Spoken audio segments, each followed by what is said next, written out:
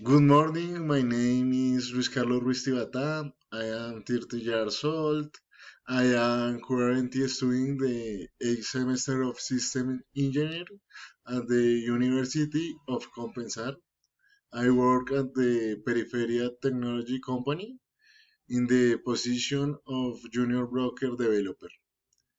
The two songs that I like the most and I listen to every time I am happy or sad.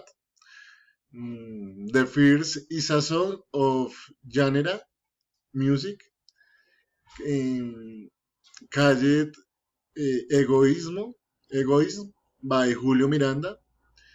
This one describes a bit of my life talking about the setbacks we have in life, but emphasizes the importance of continuing to fight the achieve happiness.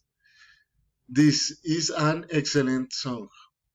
And my second song is called 20 Years Less, and its singer songwriter Romulo Caicedo.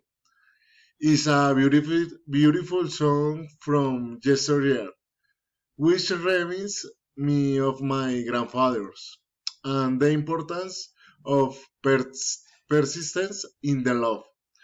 One of his best verses in If the World Gave Me the Happiness and Fortune of a Woman to return a shows.